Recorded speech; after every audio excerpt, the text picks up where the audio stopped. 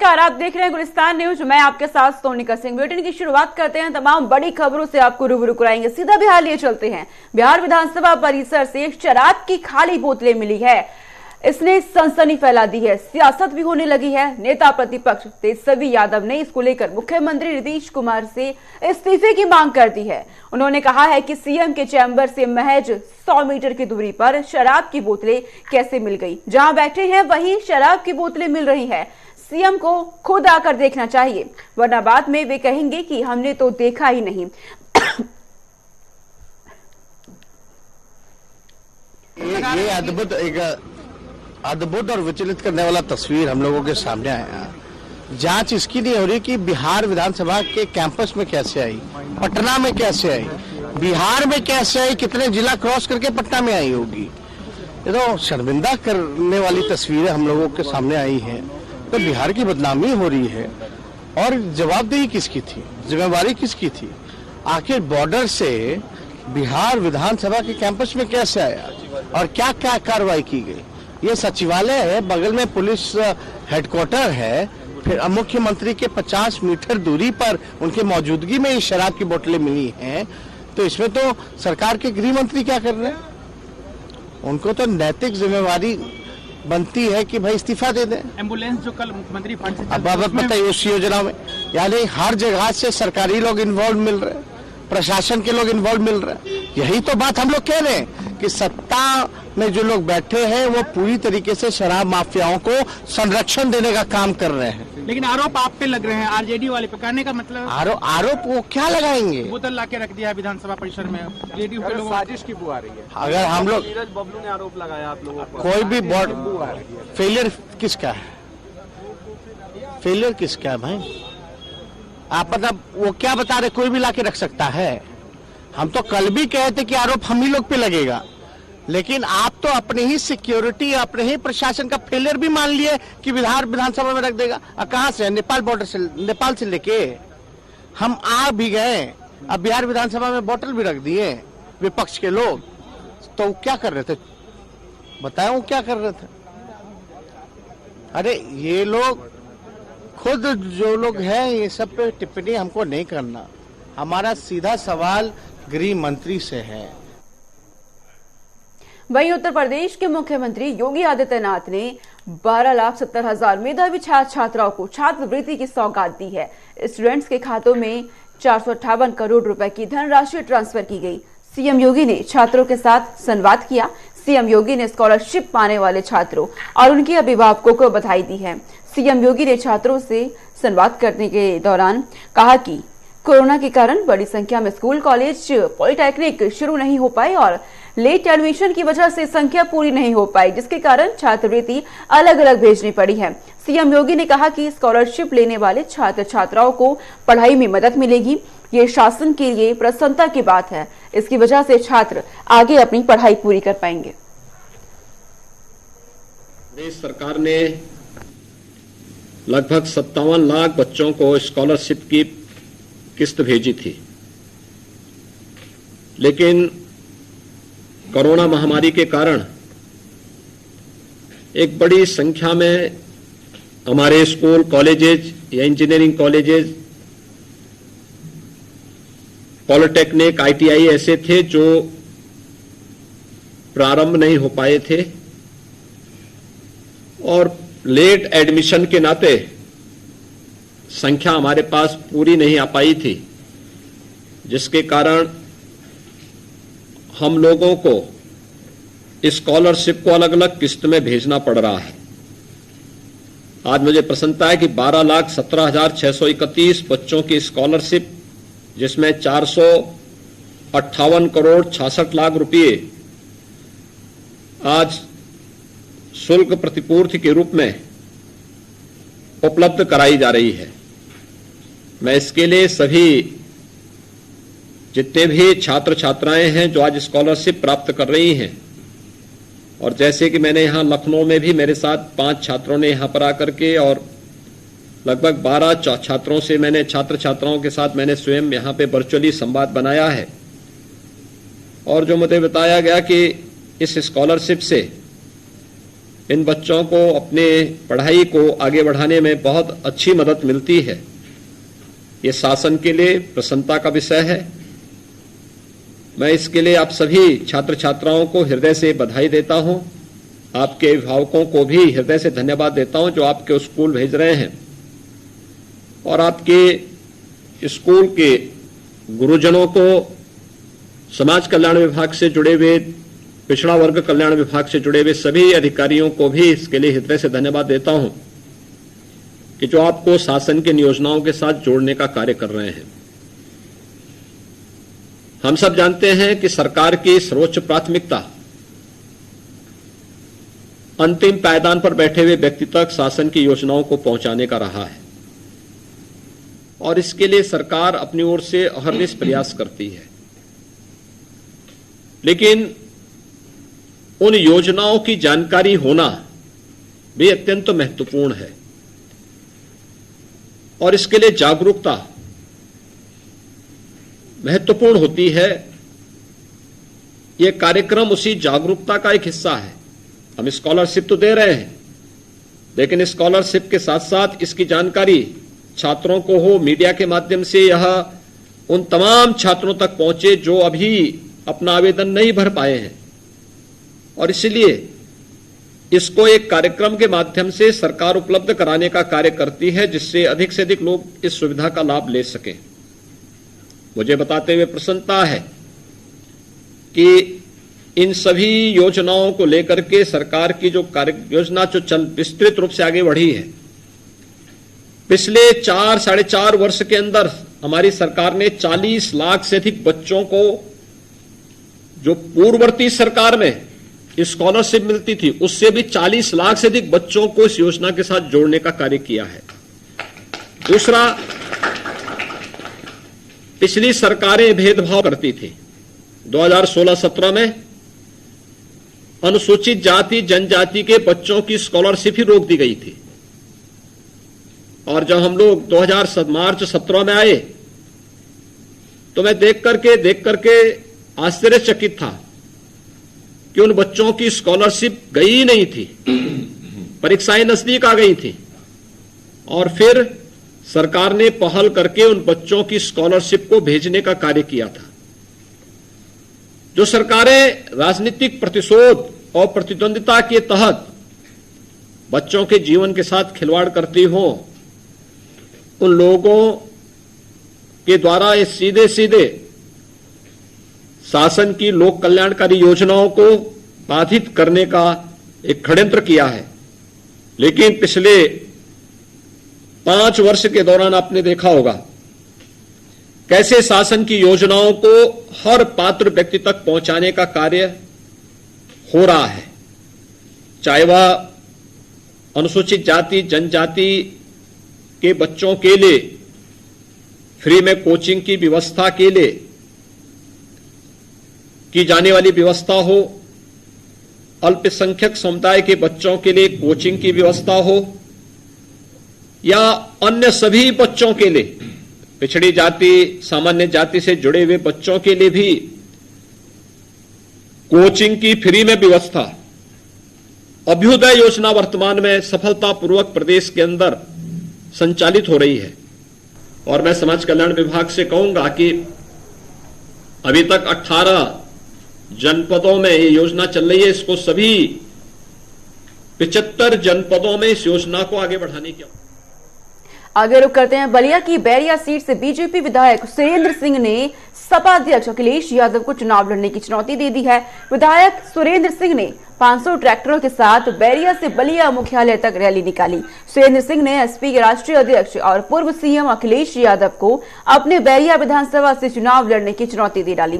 कहा कि अगर मैं अखिलेश यादव को न हराया तो राजनीति छोड़ दूंगा। 500 ट्रैक्टर के साथ आज बैरिया से लेकर के बलिया तक कुछ कर रहा हूं, और पूरे प्रदेश में संदेश दूंगा कि अखिलेश और मायावती का जो है भाजपा के चरित्र के सामने कुछ चलने वाला नहीं है। और उसका शुरुआत बैरिया विधानसभा क्षेत्र से 1 लाख वोट से जीत करके दिखाऊंगा। यदि हिम्मत हो तो अखिलेश यादव बैरिया से धरती से आकर के चुनाव लड़ ले। यदि नहीं हरा दिया तो फिर जो है चुनाव नहीं लड़ूंगा।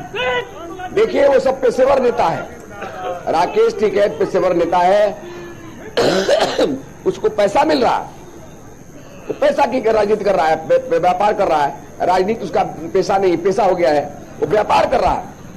और सपा कांग्रेस के कहने पर वो किसान का आंदोलन चलाए हुए इतना बड़ा नेता जो अपने जनता के भावना का आदर करते हुए और व्हील भी वापस ले लिया, उसके बाद जो है आंदोलन करने का क्या उचित है? तोड़ के चलबाजी से चरित्रवान की लगोटी में दम होता है, उसके सामने कोई टिकता नहीं। जोगी जी के पास चरित्र और ईमान है, उधर बेईमान है, इधर ईमान है। तो ईमान के सामने बेईमान टिकने वाला नहीं है, वो बेईमान है, सब बेईमान है। अखिलेश बेईमान, टिकैत बेईमान, वो लोग जो है योगी और मोदी जी के चरित्र में कोई मिलने वाला इस देश में कोई नेता नहीं। वो अपने परिवार को ही संसार मान लिया है, परिवार को संसार मानना है, और एक तरफ हमारे नेता संसार को परिवार मान लिया है। तो संसार को परिवार मानने वाला नेता महान होता है, परिवार को ही अपना सब कुछ मान लेने वाला। सीधा आपको उत्तराखंड लिए चलते हैं। उत्तराखंड के मुख्यमंत्री पुष्कर सिंह धामी रुद्रपुर में मौजूद हैं और रुद्रपुर में इस वक्त संबोधन कर रहे हैं। ऐसा उदाहरण नहीं है कि एक प्रदेश में जोशी जी, कहीं पर भी ऐसा उदाहरण नहीं है कि एक प्रदेश के अंदर खुले हो। मैं प्रधानमंत्री जी का धन्यवाद करना चाहता हूं कि उन्होंने हमारे उत्तराखंड के अंदर दूसरा एम्स, उसका सैटेलाइट सेंटर यहां पर खोलने की स्वीकृति प्रदान कर दी है। लगातार काम चल रहा है।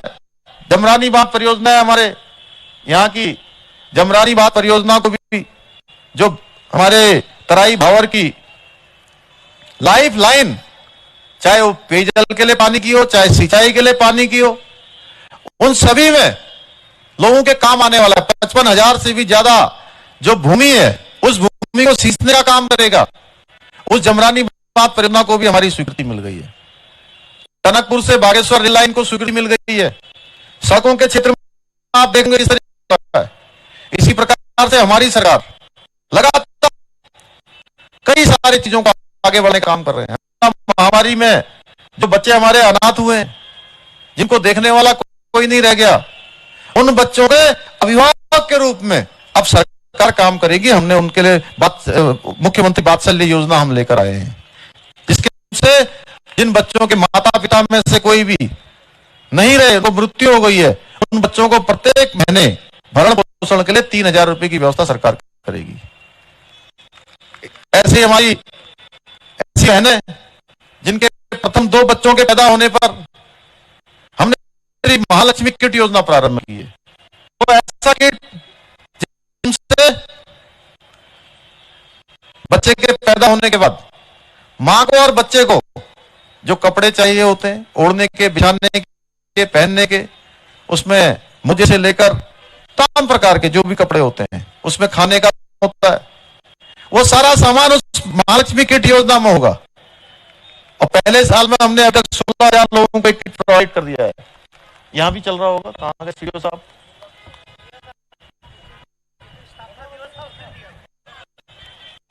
बट रहा होगा।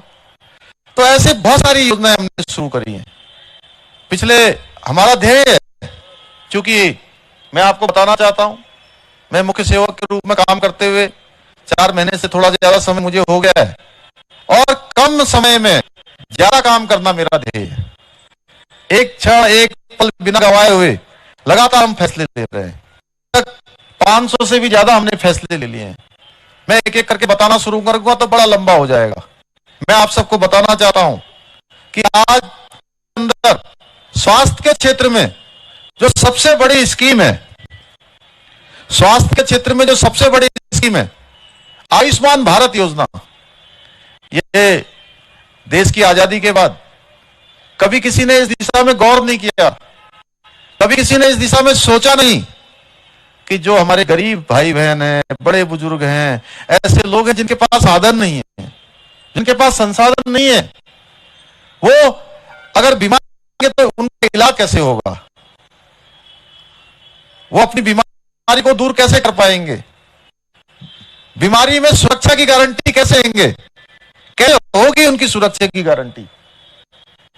क्या आपके स्वास्थ्य को लेकर किसी ने देने का काम किया है? आप ये समझ लीजिए किसने बीमा काम किया सीधे, तो उस व्यक्ति का नाम है भारत मां के लाल नरेंद्र भाई मोदी ने करा है कि 5 लाख रुपए तक का इलाज प्रत्येक व्यक्ति का साल भर के अंदर मुफ्त होगा। अभी तक 5 लाख लोगों से भी ज्यादा लोगों ने इस योजना का लाभ उठा लिया है। जो हमारी माताएं बहनें जो जंगलों में लकड़ी लेने जाती थी, उनको इस समस्या से निजात दिलाने का काम, उनको धुएं से उनके आंसू पोंछने का काम किसी ने किया है, तो भारत मां के लाल। सीएम धामी को सुन रहे थे आप। राष्ट्रीय सरस मेला में कार्यक्रम में शिरकत की। इस दौरान तमाम उपलब्धियों को गिनाया गया है। अपनी सरकार के साथ साथ प्रधानमंत्री नरेंद्र मोदी के महत्वाकांक्षी योजना आयुष्मान भारत का भी जिक्र किया। इसी बीच बड़ी जानकारी आ रही है, गृह मंत्री अमित शाह और सीएम योगी का आज सहारनपुर का दौरा। मां शाकुंभरी देवी राज्य विश्वविद्यालय का शिलान्यास कार्यक्रम हुआ है।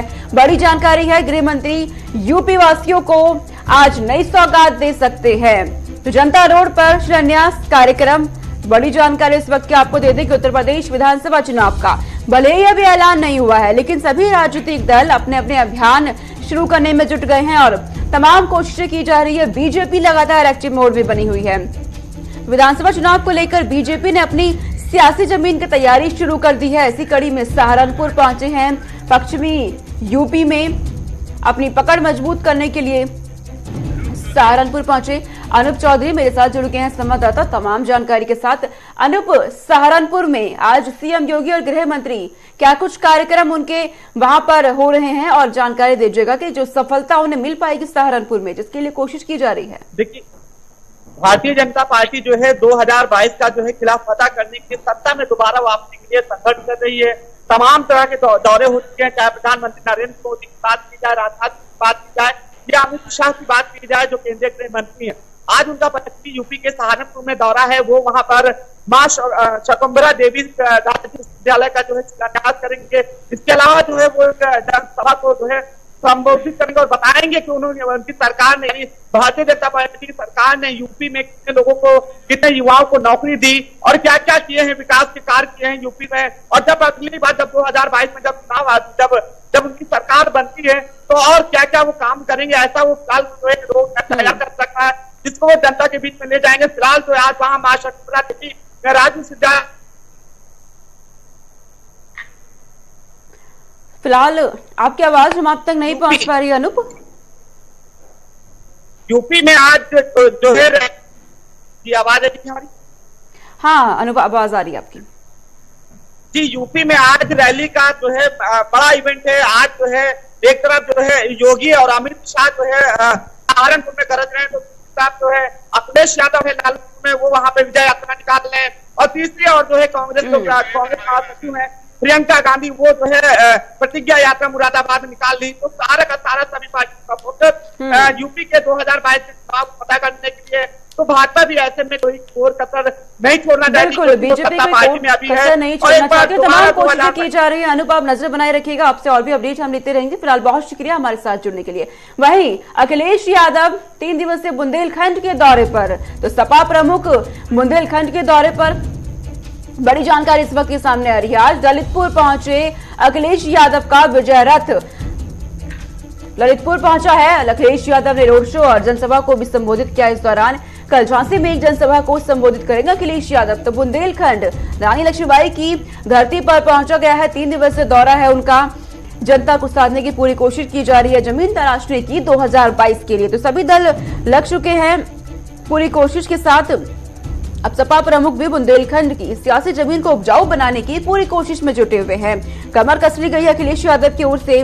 तो दौरे के पहले दिन बांदा और महोबा में बड़ी भीड़ जुटाकर विपक्षी दलों को अपनी ताकत का एहसास कराया। और वहीं ललितपुर में विजय रथ पर सवार होकर जनसभा को संबोधित करने जा रहे हैं। तो बड़ी जानकारी इस वक्त सामने आ रही है। नहीं हो गया पेट्रोल, डीजल महंगा, पेट्रोल महंगी, हर चीज महंगी। ये कहते थे कि हम झोला लेके चले जाएंगे, झोला लेके चले जाएंगे।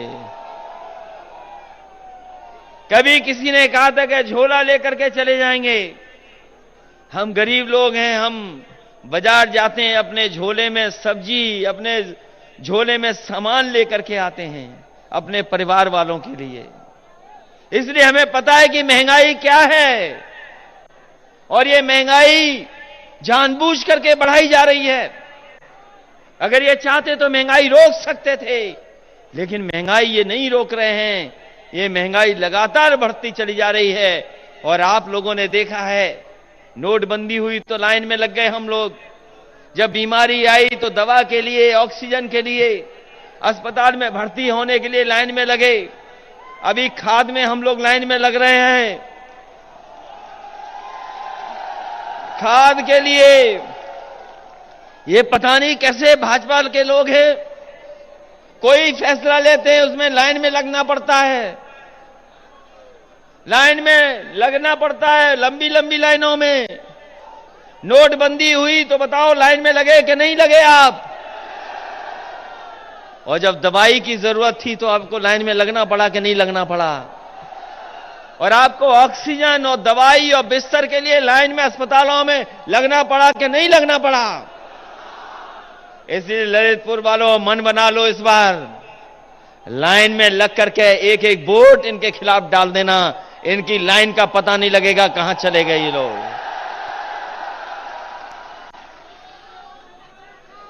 बताओ, लाइन में लग करके वोट डालोगे कि नहीं डालोगे? और यहां तो किसानों की जान चली गई।